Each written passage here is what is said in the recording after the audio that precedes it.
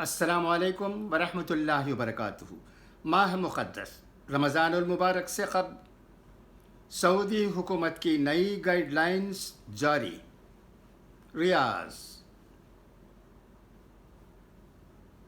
مقدس مہینہ رمضان المبارک سے قبل سعودی عرب کی وزارت برائے اسلامی امور نے گائیڈ لائنز جاری کی ہے۔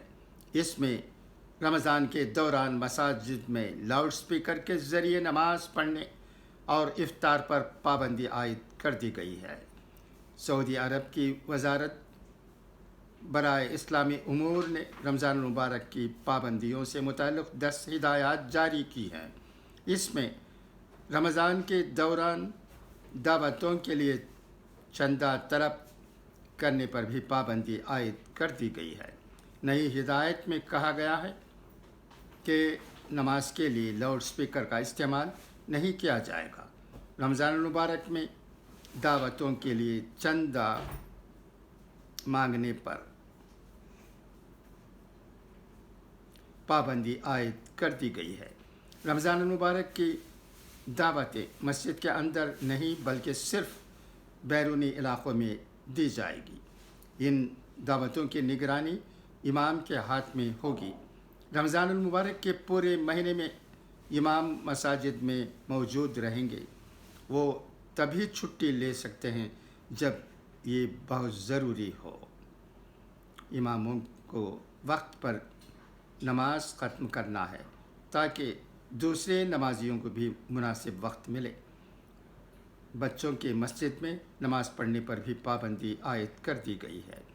اعتکاف کے لیے اجازت لینی پڑے گی۔ ادھر دنیا کی کئی اسلامی تنظیموں نے سعودی عرب کی جانب سے رمضان المبارک کے حوالے سے جاری کردہ نئی ہدایات پر ناراضگی کا اظہار کیا ہے۔ ان کا خیال ہے کہ یہ روزمرہ کی زندگی میں اسلام کے اثر کو کم کرنے کے لیے کیا گیا ہے۔ ناقدین کا یہ بھی خیال ہے کہ ایسا کر کے سعودی شہزادہ سلمان غیر ملکیوں کی توجہ اپنی طرف مبذول کرنے کی کوشش کر رہے ہیں، جبکہ ایک چینل کو انٹرویو دیتے ہوئے اسلامی وزارت کے ترجمان عبداللہ نے کہا کہ وزارت مسجد میں افطار پارٹیوں پر پابندی نہیں لگا رہی ہے بلکہ اسے منظم کر رہی ہے تاکہ کوئی ذمہ دار اس کا اہتمام کرے۔ اس سے مسجد کے تقدس اور صفائی کو برقرار رکھنے میں آسانی ہوگی۔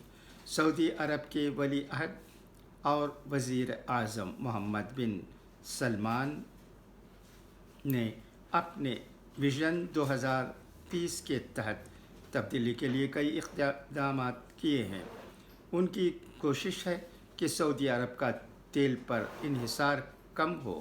وہ ملک سے تیل کی معیشت کا ٹیگ ہٹانے کے لیے سیاحوں کو راغب کرنے کی تیاری کر رہے ہیں۔